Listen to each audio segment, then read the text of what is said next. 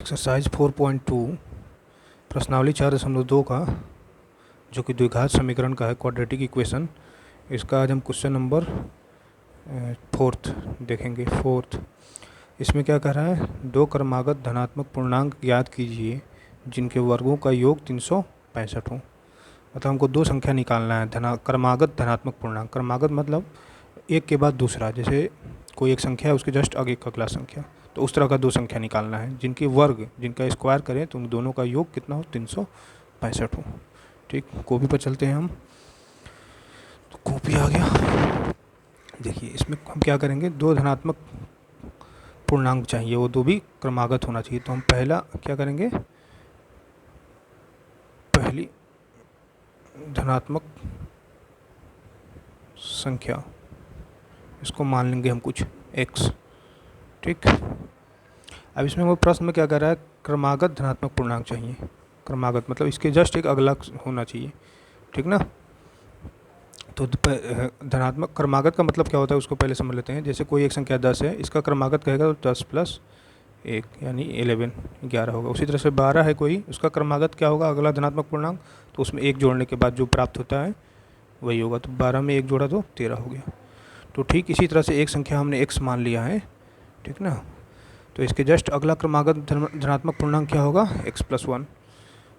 तो x का अगला क्या होगा, तो अगला धनात्मक संख्या क्या हो जाएगा, अगली संख्या मतलब एक्चुअली में ये अगली क्रमागत संख्या है, मतलब इसे जस्ट आगे यहाँ लिख लीजिएगा आप लोग, अगली क्रमागत संख्या। तो x + 1, ठीक, ये हो गया। अब प्रश्न में वो क्या कह रहा था, इन दोनों के स्क्वायर यानी इन दोनों के वर्ग का जो योगफल, दोनों के स्क्वायर का योगफल कितना है, 300। क्वेश्चन एक बार फिर से देख लेते हैं हम, योगफल 365 है, ठीक ना। तो इसको हम हल करते हैं प्रश्न से। प्रश्न में क्या दिया हुआ है क्वेश्चन में, पहली संख्या का स्क्वायर वर्ग प्लस दूसरी संख्या अगली इसे जो संख्या है उसका स्क्वायर x + 1 का होल स्क्वायर, इन दोनों का योग कितना है, 365। समझ में आया ना, वर्ग कर रहा है ना, दोनों के वर्गों का योगफल। तो दोनों का हम वर्ग कर दिए यानी दोनों का स्क्वायर कर दिया और दोनों को जोड़ दिए। अब x + 1 क्यों किए हैं, इसे जस्ट क्वेश्चन में ही कह रहा था कि जो संख्या ले रहे हैं उससे हमें अगली क्रमागत संख्या चाहिए, ठीक ना। मतलब इसमें जस्ट एक जोड़ने के बाद जो संख्या आ रही है वैसी संख्या, जैसे 10 का हमने बताया कि 10 का क्रमागत क्या होगा, 11। 12 का क्रमागत क्या होगा, संख्या अगली संख्या 13, उसमें एक जोड़ने पे जो संख्या प्राप्त होती है उसी को हम क्रमागत संख्या कहते हैं। ठीक, तो दो संख्या हमको मिल गया, प्लस में दोनों के स्क्वायर का योग 365 कह रहा था। अब इसको हम समीकरण बना के इसको हल करेंगे। ठीक, तो x स्क्वायर का कितना हो जाएगा, x स्क्वायर रहने देते हैं, a + b के होल स्क्वायर पे इसको हम तोड़ेंगे। तो a + b का होल स्क्वायर क्या होता है, a स्क्वायर यानी x a हो गया हमारा, एक b हो गया, a square + 2ab, 2 into a की जगह पर x, b की जगह पर 1, प्लस b कितना है, 1, तो 1 का स्क्वायर, तो ये बराबर कितना हो जाएगा, 365। ठीक, इसको हमको द्विघात समीकरण बना के हल करना है।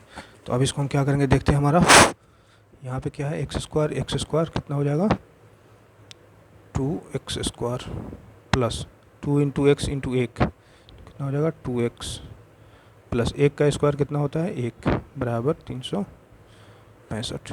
तो अब देखिए 2x² प्लस 2x प्लस 1, 365 दाहिने साइड में है, दायां पक्ष में है, राइट हैंड साइड में है, ठीक ना, दिख रहा है ना। अब उसको हम बाएं पक्ष में लेफ्ट हैंड साइड में लाते हैं, तो -365 बराबर 0। ठीक, अब इसको हम लिखते हैं 2x² जो 2x -365 प्लस 1, तो कितना हो जाएगा, -364 बराबर 0। अब हमको दिख रहा है कि यहाँ 2 सबसे कॉमन निकल सकता है, यहाँ से भी 2 बाहर निकाल लेंगे, तो क्या हो जाएगा, 2 इंटू x² बच जाएगा प्लस x माइनस, इससे 2 कॉमन निकालेंगे तो 182 बराबर 0। इससे इसमें गुना करने पर इतना ही आएगा। देखिए 2 दूना 4, 2 8 16 के 6 हाथ में 1, 2 का 2 1 3, फिर 2 से x में गुना होगा 2x, 2 में x² से गुना होगा 2x², 2 बाहर आ गया, गुना में हो गया, 2 इधर गुना में उधर जाएगा तो क्या होगा, भाग में। तो 0 में भाग करेंगे, किसी भी संख्या से डिवाइड करते हैं 0 में तो 0 ही होता है।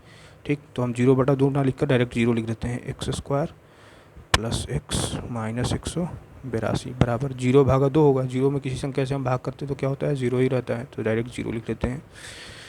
ठीक, अब इसको हमको गुणनखंड करना है, गुणनखंड विधि से हल करना है। तो 182 का गुणनखंड निकालेंगे, तो आप निकाल कर देख लीजिएगा एक्स स्क्वायर प्लस, ठीक है ना, इसको दो भाग में तोड़ते हैं बीच वाले पद को, जो कि हम एक्सरसाइज 4.2 के प्रश्न संख्या 1 में हम देख चुके हैं गुणनखंड विधि से कैसे तोड़ा जाता है।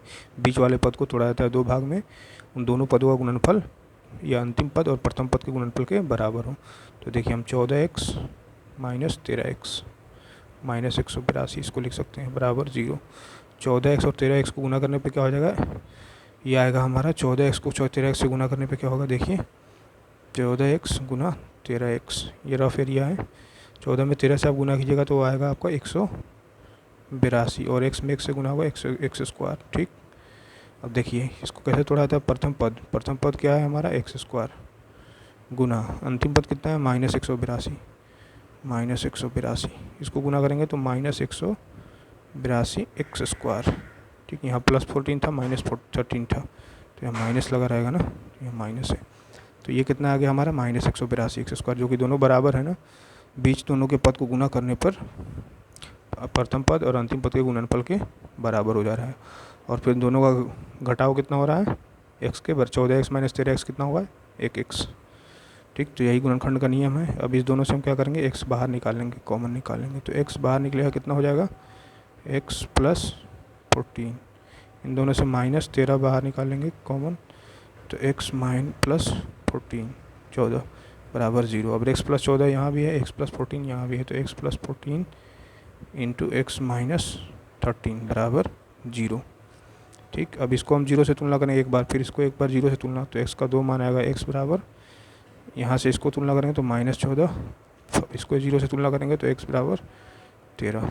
ठीक, अब इसमें वो प्रश्न में कह रहा था धनात्मक पूर्णांक चाहिए, तो धनात्मक ये तो नहीं है, ऋणात्मक आ रहा है, तो इसको हम रिजेक्ट कर देंगे, ये मान होगा ही नहीं, नहीं होगा, नहीं लेना, क्योंकि धनात्मक पूर्णांक का गुणनफल कर रहा था। तो x बराबर एक मान 13 आ गया, ठीक 13 आ गया। तो दूसरा कैसे निकालेंगे, तो देखिए हम क्या माने थे, पहले प्रश्न में चलते हैं। पहली धनात्मक संख्या को हम x माने थे, इसका मान हमारा कितना आ गया 13। ठीक, और दूसरी संख्या, दूसरी या अगली संख्या का माने थे x प्लस 1 हो रहा था, तो 13 प्लस 1 बराबर 14 14। तो दो संख्या हमारा निकल गया 13 और 14, एक 13 हो गया और अगली संख्या 13 प्लस 1 बराबर 14 14। दो आंसर हमारे पास आ गया 13 और 14। इन दोनों का गुणनफल कितना है 182, और दोनों के स्क्वायर का सम कितना होगा 365, तो यही आंसर हो गया। अब एक्सरसाइज 4.2 का हम क्वेश्चन नंबर 5 सोल्व करेंगे। पाँचवा में क्या कर रहा है, पढ़ते हैं क्वेश्चन को हम। क्वेश्चन में क्या कर रहा है, देखिए एक समकोण त्रिभुज की ऊंचाई उसके आधार से 7 सेंटीमीटर कम है। मतलब एक समकोण त्रिभुज है कोई भी, उसकी जो ऊंचाई है उसके आधार से 7 सेंटीमीटर कम है। यदि कर्ण की लंबाई 13 सेंटीमीटर है तो अन्य दो भुजाएं ज्ञात कीजिए, और विकर्ण उसका दे दिया हुआ है, समकोण त्रिभुज का 13 सेंटीमीटर है, तो आधार और लंब ज्ञात करना है। ठीक, तो इसमें भी हम क्या कह रहा है, किसको मानेंगे, ऊंचाई कह रहा है, इसके आधार से 7 सेंटीमीटर कम है, तो हम क्या करेंगे, आधार को कोई x मान लेंगे। ठीक ना, तो इसकी ऊंचाई कितनी हो जाएगी, आधार से 7 सेंटीमीटर कम है ऊंचाई, तो x माइनस 7 उसका क्या हो जाएगा, ऊंचाई हो जाएगा। चलिए कॉपी पर चलते हैं, कॉपी पर हल करते हैं। ठीक, इसमें क्वेश्चन में हम समकोण त्रिभुज पहले बनाकर देखते हैं। यहाँ पे एक हम समकोण त्रिभुज को ही लेते हैं। ठीक, इसका नाम हम रख लेते हैं ABC। ठीक, इसको मान लेते हैं ये उसकी ऊंचाई है, ऊंचाई, ये इसका क्या है आधार, और ये इसका क्या है विकर्ण। तो विकर्ण तो हमको पहले से दिया हुआ है, कितना सेंटीमीटर है, विकर्ण बराबर 13 सेंटीमीटर। ठीक, इस प्रश्न में वो क्या कर रहा है, त्रिभुज की ऊंचाई उसके आधार से 7 सेंटीमीटर कम है, तो हम क्या करेंगे, आधार को x मान लेंगे, क्योंकि आधार से यह 7 सेंटीमीटर कम है। ठीक, तो इसको x मान लेंगे तो ये x माइनस 7 हो जाएगा। ठीक, तो हम क्या करेंगे, माना कि समकोण त्रिभुज की आधार बराबर x सेंटीमीटर। ठीक, हम समकोण के आधार को कितना मान लेते हैं, 1 सेंटीमीटर। यहाँ त्रिभुज होगा समकोण त्रिभुज का आधार बराबर 1 सेंटीमीटर। तो प्रश्न में क्या कर रहे हैं, ऊंचाई कितना होगा उसका, ऊंचाई बराबर हो जाएगा प्रश्न ही से x माइनस 7 सेंटीमीटर। क्योंकि प्रश्न में कह रहा है जो इसका ऊंचाई है उसके आधार से 7 सेंटीमीटर छोटा है। अभी बनाने में ऐसा नहीं लिख रहा है, मतलब फिगर उस तरह का नहीं दिख रहा है कि हाँ ये से छोटा लगे, लेकिन प्रश्न में कह रहा है इसको सही से थोड़ा बनाते, इसको छोटा बनाते, इसको बड़ा बनाते। प्रश्न में कह रहा था कि क्या ऊंचाई इसके आधार से 7 सेंटीमीटर कम है, तो ऊंचाई को हम लिख लिए, आधार को लिख लिया, और विकर्ण हमको दिए हुआ है। ठीक, तो हमको यही दोनों भुजा निकालना है। कैसे निकालेंगे, तो समकोण त्रिभुज में हमको पता है क्या होता है, आधार का स्क्वायर प्लस लंब का स्क्वायर बराबर क्या होता है, विकर्ण का स्क्वायर। उसी फॉर्मूले का हम यूज कर लेंगे। ठीक, तो समकोण त्रिभुज में क्या होता है, आधार अब हमारा कितना हो गया x, ठीक, ऊंचाई कितना हो गया x माइनस 7, ठीक, इन दोनों का स्क्वायर 13 का स्क्वायर के बराबर होगा। ठीक ना, तो जानते हैं कि आधार का स्क्वायर क्या होता है, आधार का स्क्वायर प्लस लंब का स्क्वायर बराबर विकर्ण का स्क्वायर। यही होता है ना समकोण त्रिभुज में, आधार का स्क्वायर प्लस लंब का स्क्वायर बराबर विकर्ण का स्क्वायर। तो आधार की जगह पर हम रखेंगे, आधार हम कितना माने हैं x, तो एक्स स्क्वायर प्लस लंब कितना है x माइनस 7, इसका स्क्वायर बराबर यहाँ विकर्ण कितना दिया हुआ था 13 का स्क्वायर। ठीक ना, तो एक्स स्क्वायर और ये इसको हम किस पे तोड़ेंगे, ब्रेकअप करेंगे, एक a माइनस बी के होल स्क्वायर पे। तो a माइनस बी का formula A square plus B square minus 2ab होता है। तो a की जगह पर x हो गया, b की जगह पर 7 हो गया, तो एक्स स्क्वायर माइनस 2ab, 2 गुना x गुना 7, 2 into x into 7 plus b का स्क्वायर यानी 7 का स्क्वायर 49 बराबर 13 का स्क्वायर कितना होगा 169। ठीक ना, तो अब हम इसमें आगे करते हैं क्रिया। अब आगे हमको क्या दिख रहा है, एक्स स्क्वायर कितना होगा 2x square, 2 into x into 7 कितना होगा 14x यानी 14x प्लस 49 और 169 दाहिने साइड में है, तो बाएं साइड में आएगा तो क्या होगा, बाएं पक्ष में आने पर प्लस है तो माइनस 169, और दाएं पक्ष में क्या बचा, कुछ नहीं तो 0। अब इसको रहने देते हैं, 2x स्क्वायर माइनस 14x। अब देखिए इससे ये घटाएंगे तो कितना होगा 169 से 49 माइनस करेंगे तो 120, लेकिन माइनस का चिन्ह लगेगा माइनस 120 बराबर 0। ठीक, अब सबसे हमको दिख रहा है 2 कॉमन ले सकते हैं, तो 2 कॉमन लेंगे तो कितना होगा x square minus 7x minus 60। ठीक ना, और बराबर 2 को इस साइड में लाएंगे तो 0/2, 0 में किसी भी संख्या से भाग देते हैं तो 0 ही रहता है। ठीक ना, यहाँ सबसे 2 कॉमन ले लिए, गुना में हो गया, गुना में उधर गया तो भाग में। ठीक ना, 0/2 0 हो गया। अब क्या करेंगे, इसको हम समीकरण को हल करेंगे। द्विघात समीकरण बन गया x square minus 7x minus 60, तो एक्स स्क्वायर माइनस, अब 60 का गुणनखंड कितना होता है, अब देखिए इसको इस तरह से बीच वाले टर्म को ब्रेकअप करते हैं ना, तो अब कैसे होगा, 60 का, देखिए इसको हम लिख सकते हैं माइनस 12x प्लस 5x, इससे माइनस 7x को, minus 12x plus 5x minus 16 is equal to 0।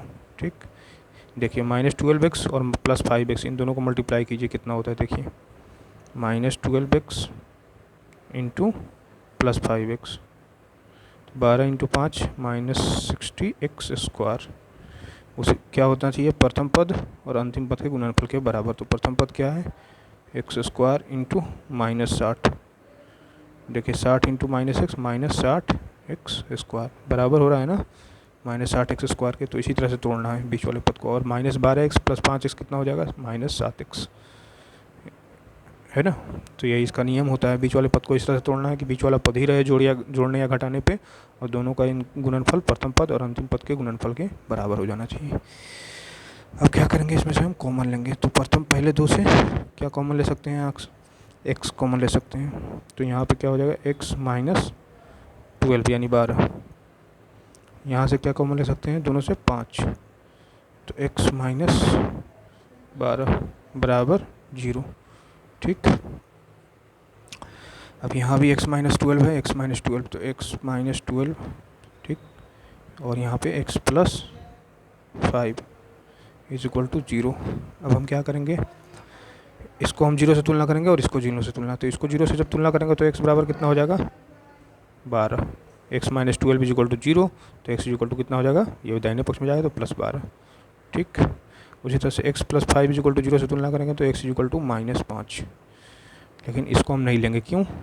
क्योंकि कोई भी लंबाई, किसी त्रिभुज की लंबाई ऋणात्मक हो सकती है, नहीं हो सकती ना कोई भी लंबाई, तो इसको हम इग्नोर कर देंगे, इसको नहीं लेना है। ठीक ना, क्योंकि त्रिभुज हम वो कह रहे थे ना, एक हम क्या माने थे, त्रिभुज की एक आधार माने थे।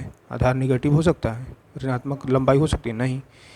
ठीक ना, तो एक्स हमारा क्या आ गया, एक्स हम किस चीज़ को माने थे, त्रिभुज का आधार।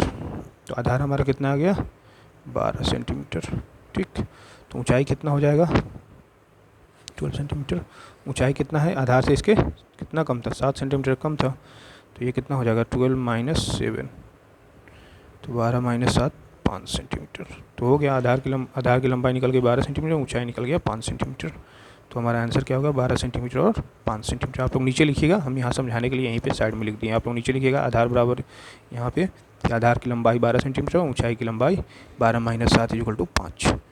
ठीक ना, तो हमारा आंसर यही दोनों आ गया। ठीक, जो भी इस वीडियो को देख रहे हैं यूट्यूब के माध्यम से, जो हमारे चैनल को लर्न विथ इकबाल, तो उससे रिक्वेस्ट है कि और वीडियोस पाने के लिए हमारे चैनल को सब्सक्राइब कर लें, लाइक और शेयर करें, और हो सके तो अपने फ्रेंड से शेयर करें, क्योंकि आने वाले दिनों में हमारे चैनल पे मॉडल सेट और ऑब्जेक्टिव क्वेश्चन इस तरह के जितने भी हैं जो मैट्रिक एग्ज़ाम के लिए होते हैं वो इस पर अपलोड किया जाएगा, और इससे आपको बहुत हेल्प मिलेगा।